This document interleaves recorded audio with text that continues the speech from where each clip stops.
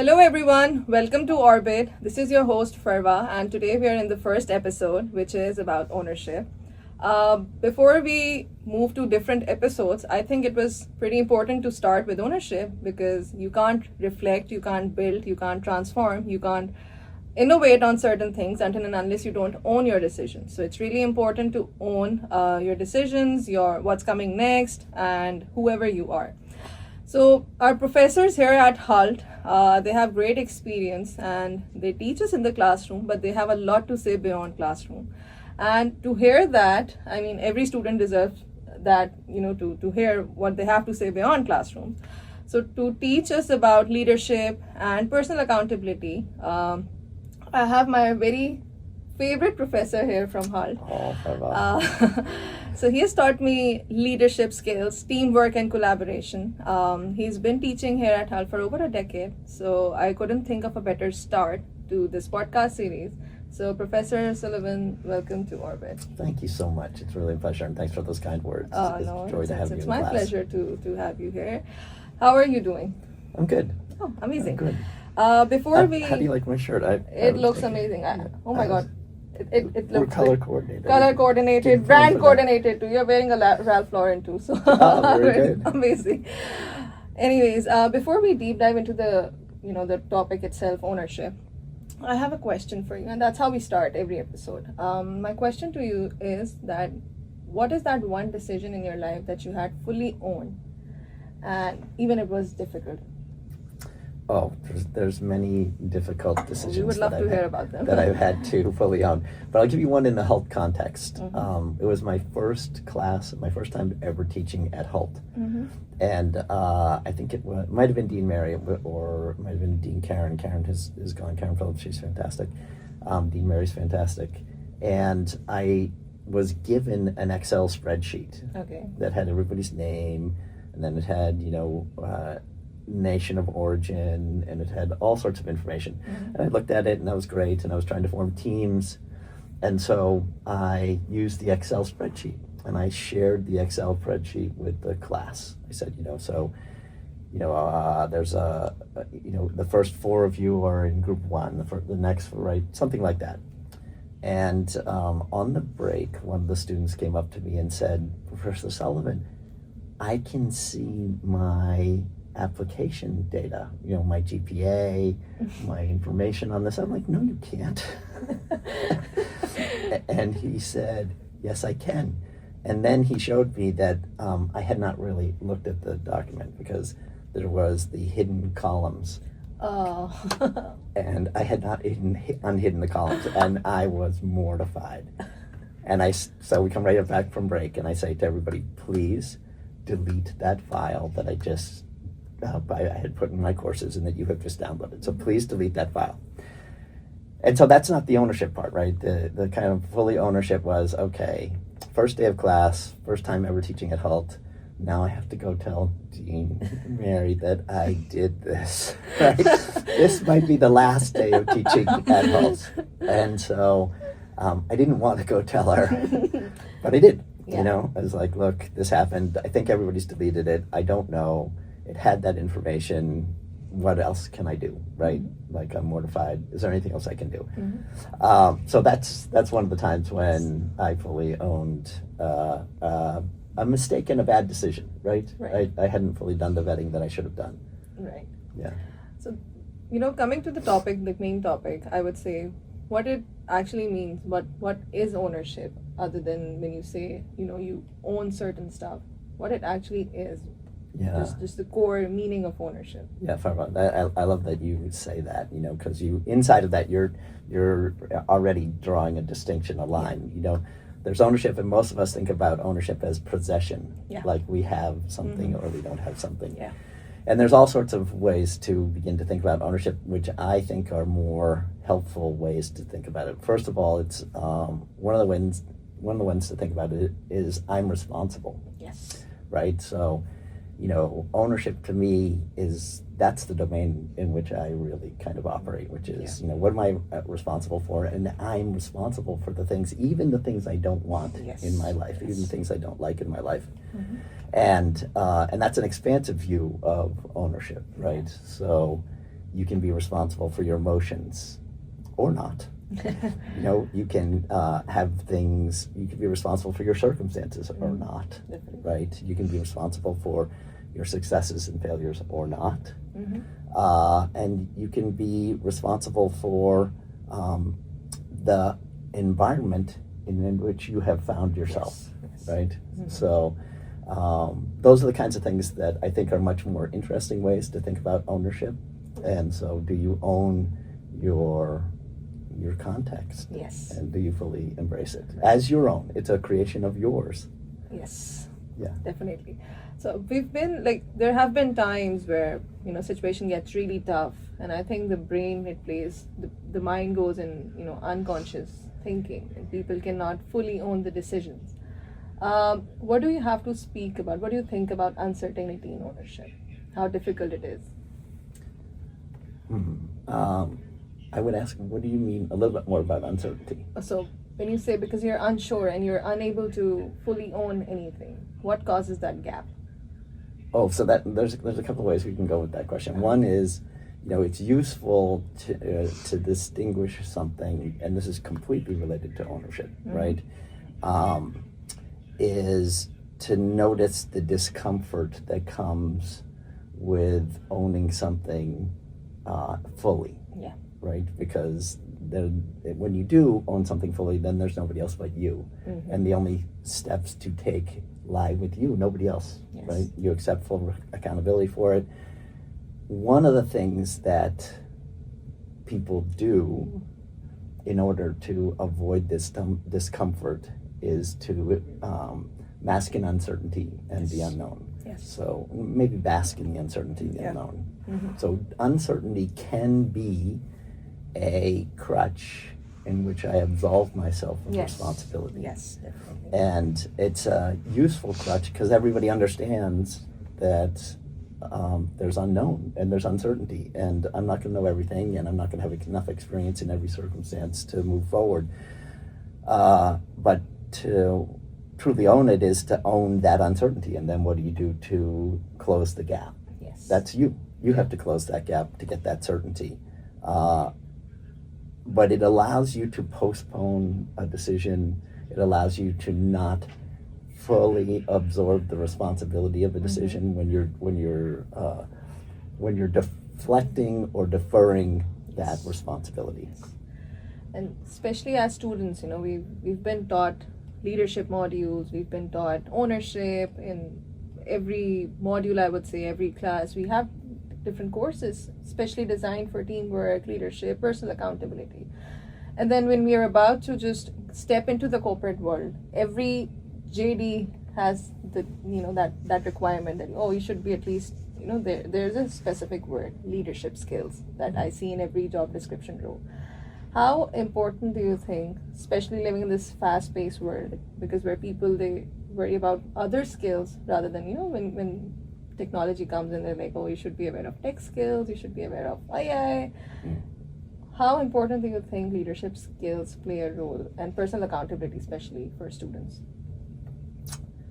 I think it's something that will increasingly be important. Yes. I think it's important today.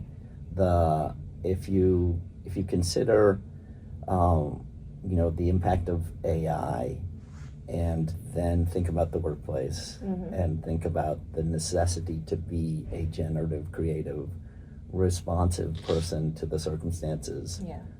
You're always going to be in the world as it's unfolding today, at least in my opinion, you're always going to be on the line for results.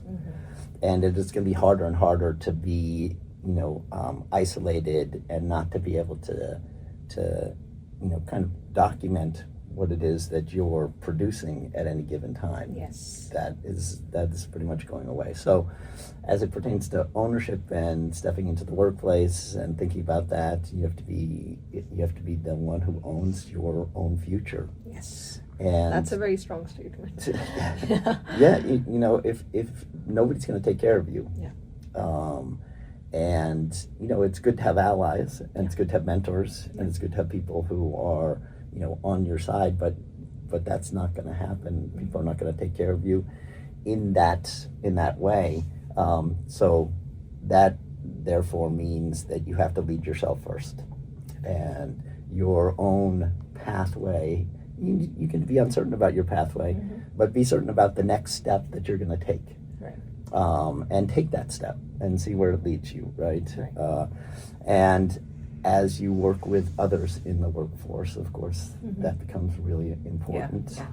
You know, I think one thing that I would say is hard for people, and it's hard for, you know, students Mm-hmm. to absorb in terms of ownership Yes. is, you know, so we like to say, I own a car, I own a house, I own this, I own that, right? You know, we don't say, I own my anger. We say, Yes. I'm angry, as though something has made us angry, Mm-hmm. and or any other emotion. Yeah. And you know, ownership fully would be, and leading yourself would be, I am responsible for my emotions. The same circumstances for you Yes. could mean nothing, and Yes. for me it could mean I want to kill, Yeah. right? And so you would experience the same circumstances, I would experience the same circumstances, we'd have vastly different responses. Right. And there's no way that we're going to share a one-to-one response. Mm-hmm. In some areas we might converge, but we don't really know. Yeah. And so as you think, then I think one of the big challenges for everybody in the aspect of beginning to lead is to, you know, so own your emotions. Right. Have your emotions. If you don't own them, they will have you. Yes. And so that's the challenge. You know, are you angry, or are you just, you know, the loaded gun waiting to go off? And you blame whoever is in the sights at that moment in time, Mm-hmm. right? And I think when we start from the scratch, that's the foundation, I would say. Yes. And then when you're working in teams, especially when you mentioned that, that's what my next thread actually is. As you move on into corporate, you have now a team to lead. I think ownership is that when you start reflecting, because you're not the only one responsible for your own decisions, but you have a team working under you, and you're responsible for whatever, you know, they've done too, because they are actually reflecting. Yeah, those are your Yeah. results. Exactly. Yeah. So what take do you have on you know, teamwork and ownership? How do we grow in an organization? Because you've worked with people, you've worked in a lot of teams.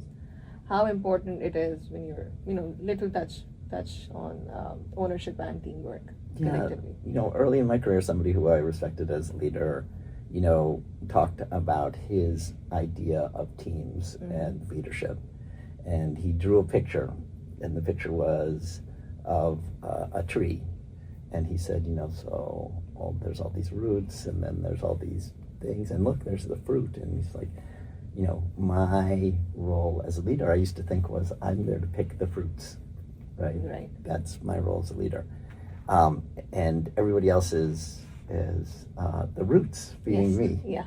And he said, no, it's the other way around. He flipped the page around and said, I have to feed the team. And to the extent that I feed the team, in other words, make them successful, Mm-hmm. and I create the conditions in which they can be successful, and that includes challenging people, that includes holding people accountable, that includes everything, right? Making sure the communication flows, and then I'll be successful, right? I don't stand on them, Yeah. right? They stand. They on stand on me. They stand on and me.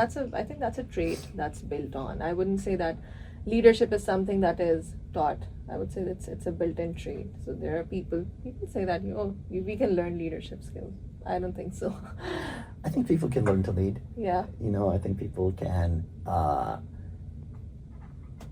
if to the extent that they own their results Mm-hmm. and own the Yes. circumstances That's very around them, important. and see what they have done that has contributed to whatever challenges they face, Mm-hmm. there's the opportunity to learn, Yeah. right? And so I do think people can become more aware of Yes. those around them, Mm-hmm. to begin to think about how people work together, people become together. It doesn't mean somebody's going to become, you know, I look at somebody like Satya Nadella, Mm-hmm. right? He came up through Microsoft, Yes. right? And Microsoft is an incredibly competitive place. Yes, And as he came up, it was a brutally competitive place, Mm-hmm. right? But he had to learn to operate in that condition. He had to learn to lead. You know, during his time at Microsoft, he took an MBA. He Yeah. went. You know, he was traveling to Chicago and living in Seattle and doing all sorts of things. But he had to learn. You know, and maybe I shouldn't say this, but like I would contrast that with like a Mark Zuckerberg. Mark Zuckerberg came up with a great idea. Yeah. And this giant company was built around the idea, and Mhm. they maximized the output of it. But he didn't go through the testing ground that Mhm. somebody like Nadella went through Yes. at Microsoft, and had to Yeah. prove yourself, and had to learn, and had to push, and had to gain everything through, you know, my own effort inside this firm. So it's a very Yeah. Two Yeah. different things. Yeah, you know, they're both leaders of really incredible firms. Yeah. But I see the kind of testing ground that Nadella went through, and I Mhm. say, I know he learned. Yeah. I know he had to grow. There's no way he didn't come out as the fully formed Yes. leader that he was, Right. or that he is today.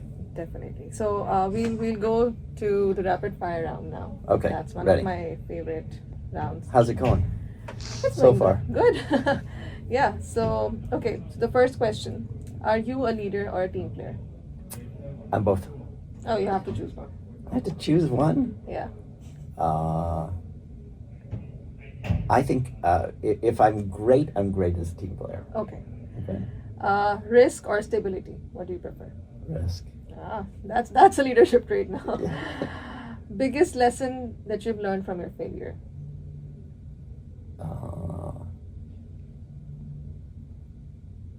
Tell yourself and others the truth. Honesty. Yeah. No. Tell yourself and others the truth. Right. Yes, Like, yeah. don't deceive yourself, Mhm. and don't through omission or commission Right. deceive others. Right. One habit that changed your life? Transcendental meditation. Wow. What's something people should stop blaming others for? How they feel. Okay. Interesting. Okay, last one. Your personal definition of accountability. One sentence. To own all that forms your experience moment by moment. Wow, I love it. So every episode ends with an orbit takeaway. And so far, what we've discussed about leadership, personal accountability, teamwork, I would want you to give us a one sentence takeaway for our listeners for ownership for today's episode. What's your key takeaway? I think ownership is a lifelong task, and if you're in moments of discomfort, it's a signal that the opportunity to own and be responsible is Yeah. there. Because I believe that progress, it starts the moment accountability begins, so it's really important for us to look back at something that we've been avoiding and just own it. That's what I've learned from you. So that's my orbit takeaway. So we'll wrap up today's episode. Thank you, Professor Sullivan. You're so welcome. Real pleasure. For taking out the time. I just, again, couldn't think of a better start to my podcast series. Oh, And for such great episodes, stay tuned. To all my listeners, just stay tuned. I'll see you guys in the next episode. I'm your host, Ferva, and stay in orbit of great minds. Thank you.